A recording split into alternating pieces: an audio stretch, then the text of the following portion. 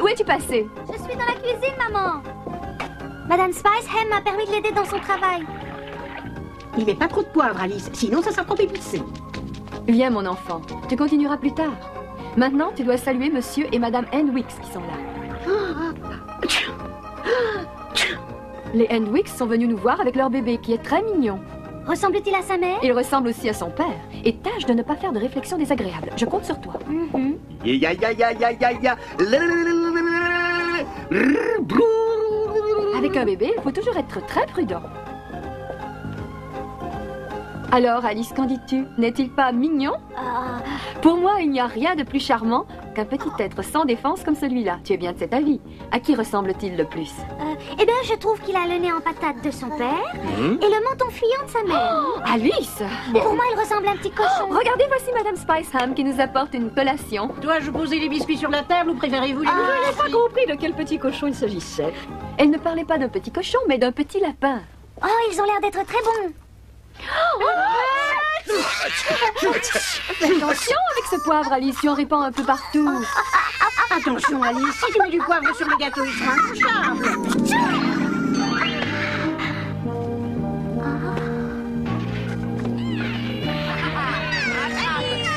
Nous sommes déjà entrés dans cette maison, Benny Bunny. C'est bien la cabine de la duchesse? Je crois que nous étions chez elle le jour où j'étais aussi petite qu'un coléoptère. Elle n'avait pas une attitude très amicale. Oh, baisse-toi vite, Alice! Maintenant, je sais ce que c'est qu'une soucoupe volante. Allons nous rendre visite à la duchesse? Pourquoi pas? Ce serait amusant. Chez elle, il y a de l'ambiance. D'ailleurs, je me demande pourquoi la duchesse et sa cuisinière se lancent toujours des assiettes à la tête. Là-dedans, ça devient plus dangereux qu'amusant. Alice, Oui? pourquoi as-tu choisi cette fois-ci une telle taille? Je trouve que ça ne te va pas. Mais c'est pourtant ma taille normale. Et c'est la taille habituelle pour la plupart des petites filles de mon âge. C'est peut-être exact, mais tu ne me plais pas ainsi, je t'assure. Tu ferais mieux de choisir une autre taille. Que dirais-tu de la mienne? J'aime mieux pas. À toi, cela va très bien, mais c'est différent pour moi. Ouf. Benny Bunny et moi avons décidé d'aller chez la duchesse. Au revoir. Nous te saluerons quand nous en repartirons. Et prends-toi celle-là. Attends, ma chère, tu vas la voir.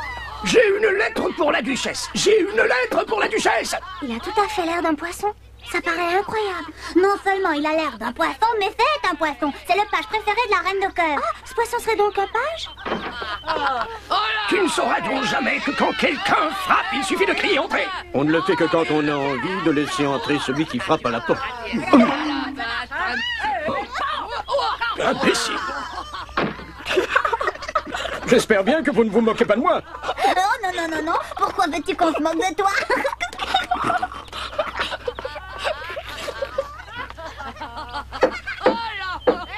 Ça ne sert à rien de frapper aussi fort. Primo, je suis dehors et je ne peux pas ouvrir.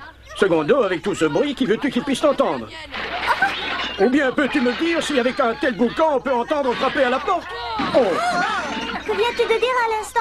Parle plus fort, je ne te comprends pas. Peux-tu répéter encore une fois? Avec tout ce bruit, je n'entends rien de ce que tu dis. Ah bien. Tu n'as qu'à entrer et frapper de l'intérieur. Je pense que d'ici je t'entendrai et je t'ouvrirai. Je ne sais pas à quoi cela peut servir, mais si tu le veux, on va entrer et le faire. Je conseille un maintien très courbé. Je ne peux malheureusement pas promettre que je pourrai vous entendre, car je constate que le bruit de l'intérieur va fortissimo. Si j'étais employée dans cette maison, j'aurais démissionné depuis longtemps. Alors n'oublie pas qu'il frappe fort des coups bien nets. Une assiette en plein dans le mille. Une casserole dans la cible. Trop vite. Tu es dans un de tes bons jours, ma chère. Je ne suis plus tellement sûre que ce soit une bonne idée de venir ici. Bien, bonjour, duchesse. Bonjour, Benny Bunny. Qu'est-ce qui t'amène dans notre coin vertu? J'étais très curieux de vous rencontrer. Et voici Alice. Nous désirons seulement saluer votre grandeur en passant. Tu peux m'appeler simplement Altesse. Je ne suis pas très formaliste. Altesse ou Majesté, c'est plus familier. Tâche de trouver une chaise et de t'installer confortablement. C'est gentil d'être venu. Oui.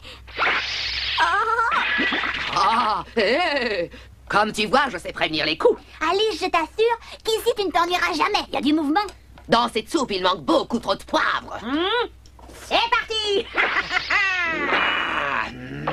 Merci, ça suffira.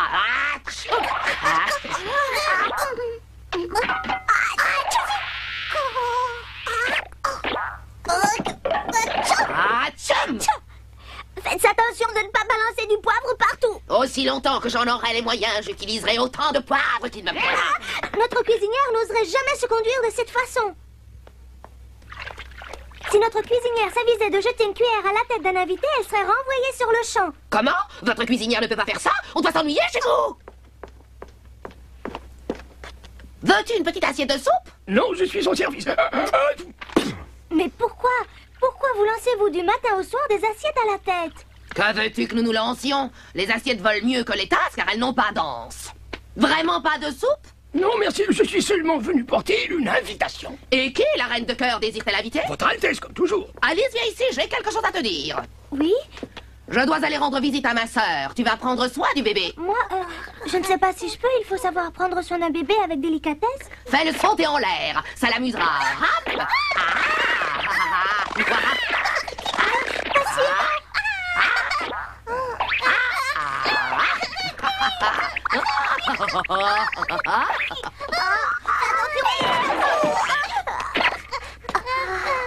Mais, Votre Altesse, puis-je vous faire remarquer que cette invitation est prévue pour dans 2 mois? Je suis invité, j'y vais déjà. Si j'avais su, je n'aurais pas mis les pieds dans cette maison un peu trop agitée à mon goût. Qui sait combien de temps je vais devoir attendre? Tu me casses les oreilles. Dis-lui de cesser immédiatement de beugler. Je vais le faire manger, il a peut-être faim. Oh, Alice, aide-moi. Dis-lui de lasser mes oreilles. Tiens, voilà un peu de soupe, ça va te faire du bien. T'es jamais aussi gentil avec moi.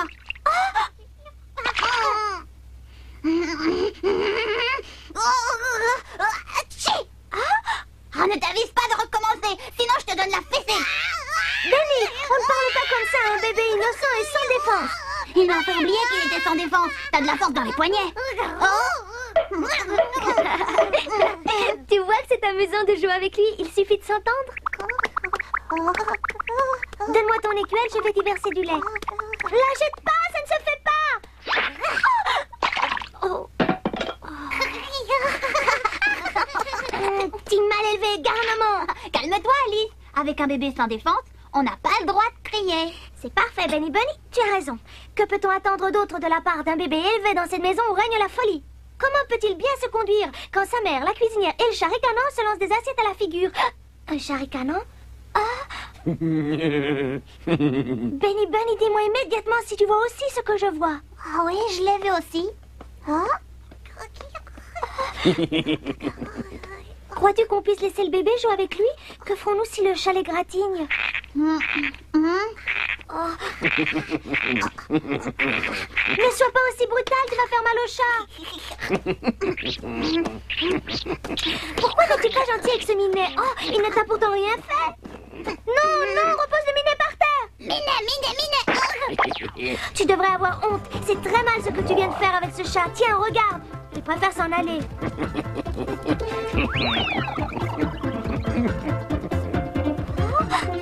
Mon d'un chien, le bébé est parti aussi. Ah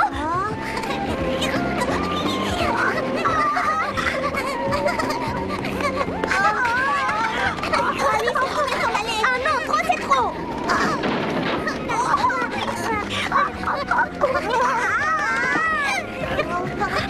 Fais quelque chose, Benny, arrête la voiture. Cherche toi-même le frein. Moi, je suis trop occupée en ce moment.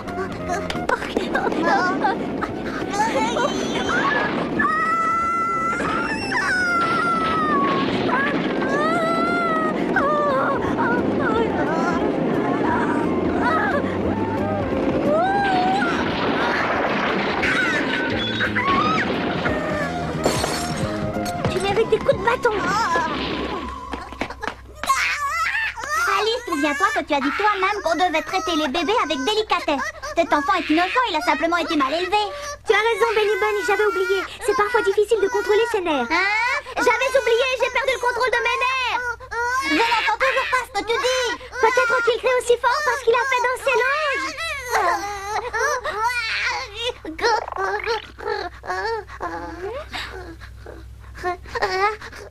Tu n'es plus un bébé, mais un petit cochon. Dans cette maison, il se passe des choses bizarres. Les chats disparaissent comme des fantômes et les bébés se transforment en porcelet. Qui sait ce qui peut encore arriver? Je crois que nous pouvons partir, Benny. La duchesse nous a confié la garde d'un bébé, mais pas celle d'un petit cochon.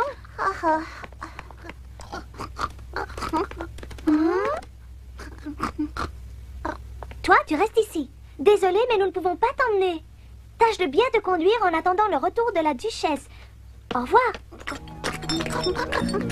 Il est absolument décidé à nous suivre. Viens vite, décampons.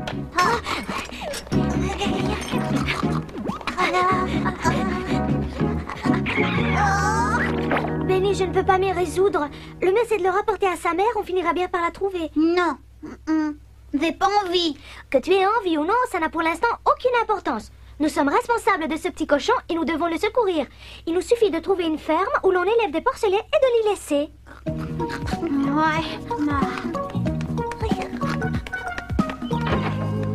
Vous connaissez sûrement très bien les environs. Nous cherchons une ferme où nous pourrions déposer ce petit cochon. Je ne m'occupe jamais des fermes où qu'elles soient. Je n'ai de relations qu'avec les familles royales. Laisse-le, Alice, il est plus snob que la duchesse. Tu perds trop de temps en lui parlant. Il ne sait faire qu'une chose, ouvrir et fermer la porte. Quel garçon bizarre. Quand la patronne est bizarre, le valet l'est aussi.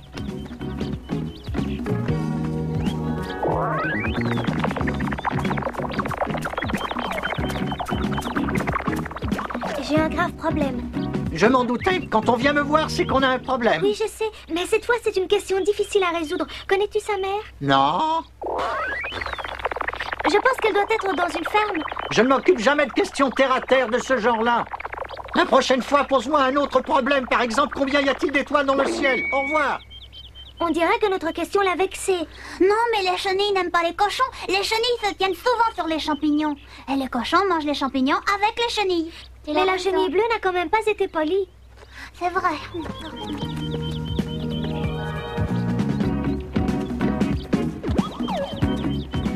Je n'aperçois aucune ferme à l'horizon. Alice, j'entends qu'on ricane. Vous vous promenez avec le bébé de la duchesse? Ce n'est pas un bébé, c'est un petit cochon. Il s'agit bien d'un porcelet, pas d'un bébé humain. Curieusement, j'ai mis pas mal de temps avant de m'en apercevoir. La vérité ne saute pas toujours aux yeux. Attends, c'est où se trouve cette fruit de mer? Des fruits de mer ou des fruits de mer? Des fruits de mer, j'en dégusterais volontiers. Je parlais de sa mère, bien sûr. Nous cherchons une ferme où elle pourrait être. Et toi, fais-moi plaisir, cesse de ricaner ainsi tout le temps. Je vais te faire plaisir. Tu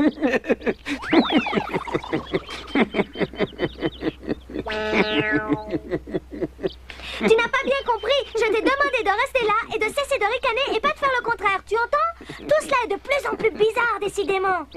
Attention, tu vas tomber. Ça fait mal.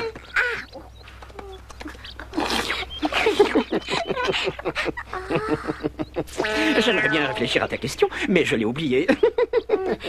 Nous voudrions savoir qui a pu perdre ce porcelet. Tu n'as qu'à te renseigner à la poste. Nous ne cherchons pas une lettre. Nous cherchons une ferme où le petit cochon serait soigné. Petite demoiselle, à la poste, il y a des lettres et sur les lettres des adresses. C'est facile, hein?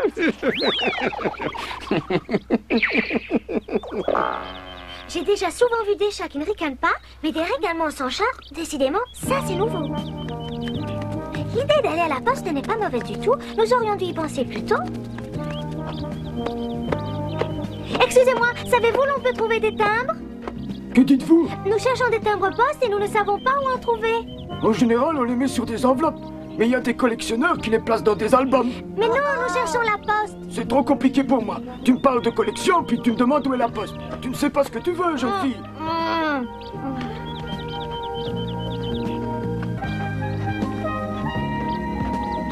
Voici une boutique, mais doit-on y entrer? Ou va-t-on encore nous faire une réponse étrange? Bien sûr, entre. Il faut persévérer.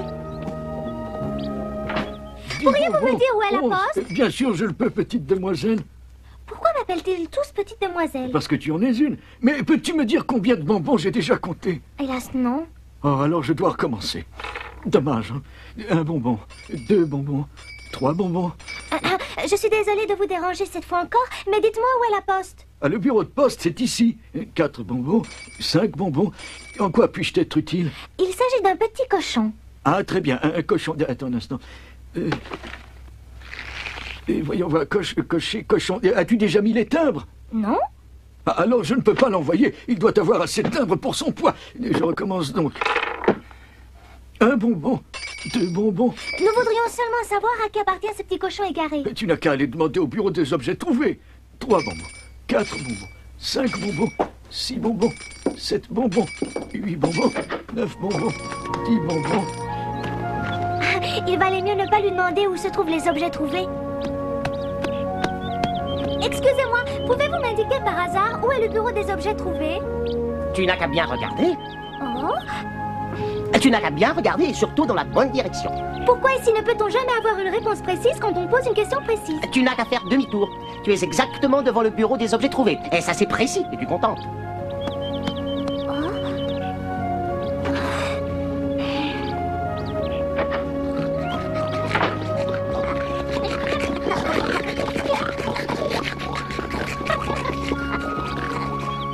Pourquoi ne m'avez-vous pas dit que les objets trouvés c'était ici? Me l'as-tu demandé? Non, parce qu'il ne viendrait à l'idée de personne que le bureau de poste puisse être en même temps le bureau des objets trouvés. C'est inhabituel. Le bureau de poste, objet trouvé et épicerie tout ensemble dans cette boutique. Ah, il faut que je recommence tout. Oh. 1 bonbon, 2 bonbons. Nous cherchons la maman du cochon. La maman du petit cochon? Je ne me souviens pas. Attends, je vais voir si je n'ai pas un compte-rendu ou un rapport. Peut-être qu'une maman truie a déclaré avoir égaré son petit porcelet. Alors il doit y avoir un certain temps. Si c'était hier, je m'en souviendrai. Attends, je vais voir ce que j'ai. Tu ne peux pas imaginer tout ce que les gens perdent. C'est effrayant. Ma montre est tombée dans le ruisseau. Dans le ruisseau? Attends, j'ai eu quelque chose comme ça. Tenez, voici. C'est la seule eau qu'on m'ait rapportée. Mais la voilà. Ma montre de gousset préférée. Je suis sauvée. Oh, tu aurais pu réfléchir et me rapporter personnellement cette montre. Cela m'aurait évité de faire un détour jusqu'ici. Je suis de nouveau très en retard. Le temps passe vraiment trop vite. Écoute bien ça. Qu'est-ce que je dois écouter? Je croyais que les bébés aimaient écouter le tic-tac. Au revoir. Je ne suis pas un bébé, le porcelet d'un bébé. Nous sommes à la recherche de sa mère. Très gentil de votre part. Il faut rendre visite aux mamans. Elles aiment revoir leurs enfants. Désolé, mais je suis obligé de fermer. Les heures d'ouverture sont affichées de 8 à 9, de 9 à 10, de 10 à 11, de 11 à 12. Merci de nous avoir aidés. Si on me rapporte un petit cochon, je penserai sûrement à toi.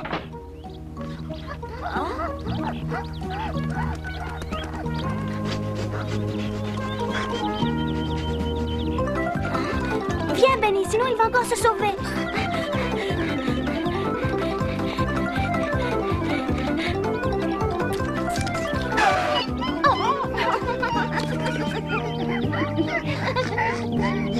Tu vois, Benny, nous avions tort de nous faire tant de soucis. Il a trouvé lui-même le chemin de sa maison. Oui. Le petit pain m'a donné un baiser. Ce n'est pas bien de dire ça. Que t'arrive-t-il, mon enfant? Tu es encore en train de rêver. Moi, je trouve que c'est un petit cochon vraiment adorable. Au revoir, cochonnet.